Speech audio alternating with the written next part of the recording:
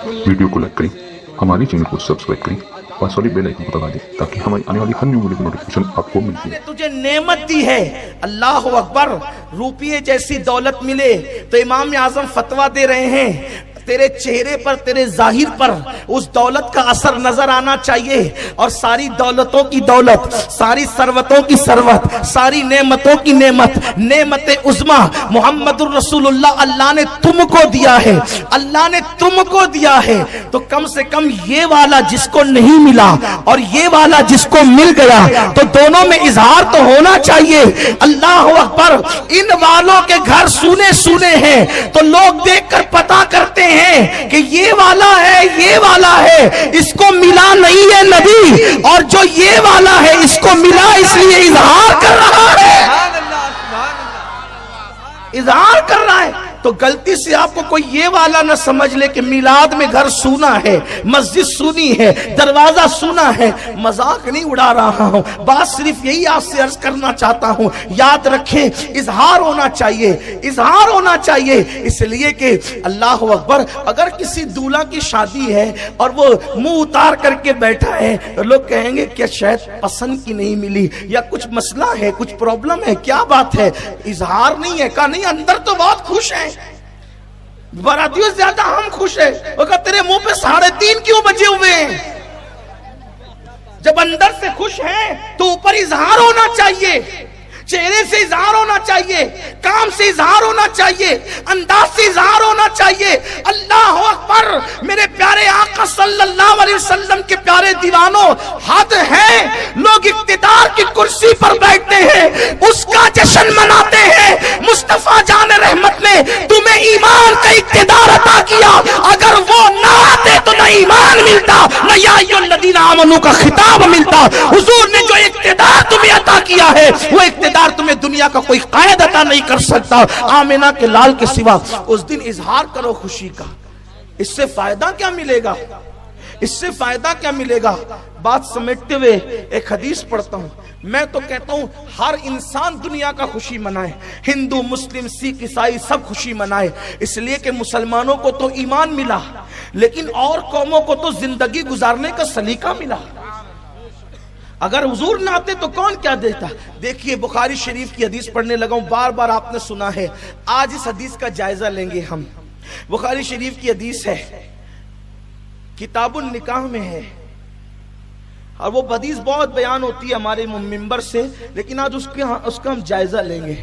हदीस ये है कि हजरत सैयदना अब्बास इब्न अब्दुल मुत्तलिब ने ख्वाब देखा, या हुजूर के घर के किसी फर्द ने ख्वाब देखा। ठीक है, कहीं पर हदीस में अब्बास नामजद है और कहीं पर हजरत अब्बास का नाम नहीं है, बल्कि हुजूर के यूं के हुजूर के किसी घर के फर्द ने देखा। ख्वाब देखने वाले का नाम नहीं है, लेकिन बहरहाल उम्मत इस पर इत्तेफाक करती है कि ख्वाब देखने वाले कौन थे?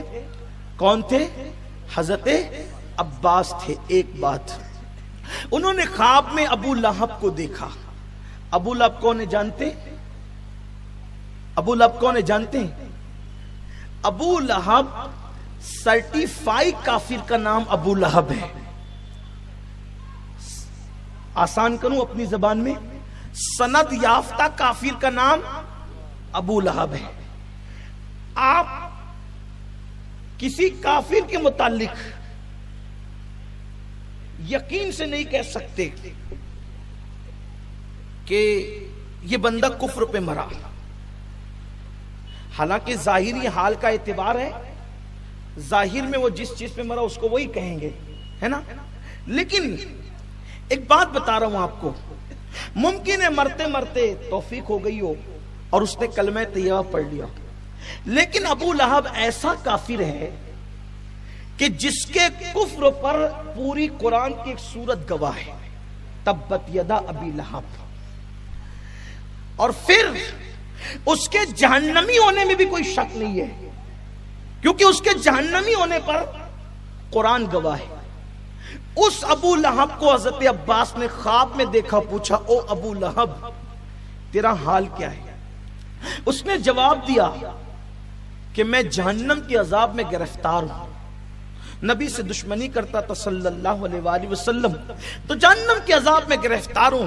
لیکن ایک خاص بات یہ ہے کہ جب پیر کا دن آتا ہے تو میرے عذاب میں کچھ کمی ہو جاتی ہے اور مجھے اپنی انگلی کو چوسنے کا موقع ملتا ہے، جس سے مجھے ٹھنڈا پانی مل جاتا ہے اور میں چوس کر کے راحت پاتا ہوں۔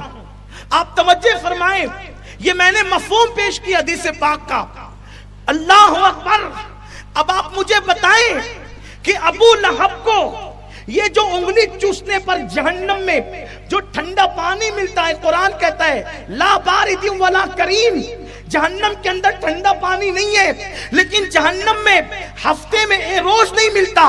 اگر آپ یہ کہیں گے کہ اللہ مہربان ہے ابو لہب پر، اللہ تعالیٰ اس کو دے دیتا ہے، تو پھر جمعہ کو کیوں نہیں دیتا؟ کیونکہ جمعہ تو سید الایام ہے۔ پیر کو کیوں دیتا ہے؟ وہ چوستا ہے تو پیر کو دیتا ہے، اور وہ ٹھنڈا پانی ملتا ہے، اس کو تھوڑی راحت ہوتی ہے، عذاب میں کمی ہوتی ہے۔ کیوں؟ اس کی وجہ بیان کی جاتی ہے کہ پیر کے دن آمنہ کے لال کی، میرے اور آپ کی آقا کی ولادت ہوئی، تو ابو لہب نے خوشی میں اپنی کنیز صہیبہ کو انگلی کے اشارے سے آزاد کر دیا، نبی کی ولادت کی خوشی میں انگلی کے اشارے سے آزاد کر دیا۔ اللہ تبارک و تعالیٰ نے اس کافر کو نبی کی پیدائش پر خوشی منانے کے صدقے میں جہنم میں اس پر یہ احسان فرما دیا۔ اللہ اکبر۔ لیکن ابو لہب نے نبی سمجھ کر خوشی نہیں منائی، بھتیجا سمجھ کر خوشی منائی۔ جب نبی کو بھتیجا سمجھ کر وہ خوشی کرتا ہے تو اس کو بھی جہنم میں تھوڑا سا فائدہ ملتا ہے۔ جو میرے نبی کو نبی اور محبوب خدا کو محبوب خدا سمجھ کر خوشی منائے، اللہ اس کو کتنا انعام عطا فرمائے گا۔ کافر کو کسی عمل پر انعام نہیں ملتا، لیکن نبی کی ولادت کی خوشی کرنے پر اس کو انعام مل رہا ہے۔ لیکن اب بات یہاں آتی ہے کہ یہ تو خواب ہے، یہ تو خواب ہے۔ خواب سے دلیل لی جا رہی ہے۔ خواب کی شرعی حیثیت کیا ہوتی ہے؟ خواب تو کوئی بھی کچھ بھی دیکھتا ہے، خواب تو کوئی بھی کچھ بھی دیکھتا ہے۔ خواب کو کیسے دلیل بنا رہے ہیں آپ لوگ؟ پہلی چیز، کیا یہ اصول آج آپ کو پتا چلا ہے کہ خواب کو کیوں دلیل بنا رہے ہیں؟ یہ اصول امام المحدثین امام بخاری کو نہیں پتا تھا۔ امام بخاری کو نہیں پتا تھا کہ خواب دلیل نہیں بن سکتے۔ میرا اور آپ کا خواب دلیل نہیں بن سکتا، لیکن جس خواب کو صحابی دیکھے اور صحابی دیکھ کر اس کو بیان کرے تو اب وہ خواب نہ رہ گیا۔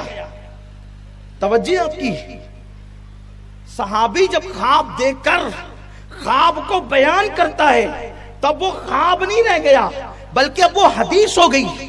اس لیے کہ اگر وہ قابل اعتبار نہ تھا تو صحابی اس کو بیان نہیں کرتا، لیکن صحابی نے خواب دیکھ کر اپنی زبان سے بیان کر دیا تو وہ حدیث ہو گیا۔ اس لیے کہ حدیث کی تعریف یہ ہے کہ جو نبی کی زبان سے نکلے وہ بھی حدیث ہے، اور جو صحابی کی زبان سے نکلے وہ بھی حدیث ہے۔ تو اب عباس نے کیا دیکھا یہ عباس جانے، ہم تو اتنا جانتے ہیں کہ عباس جو صحابی رسول ہیں انہوں نے بیان کیا، تب ان کا بیان کرنا یہ بھی حدیث ہو گیا، یہ بھی حدیث ہو گیا۔ اور پھر اللہ اکبر، کتنا بڑا فائدہ! ابو لہب جیسے کافر کو فائدہ مل رہا ہے، فیض مل رہا ہے، اس لیے تم بھی میلاد مناؤ۔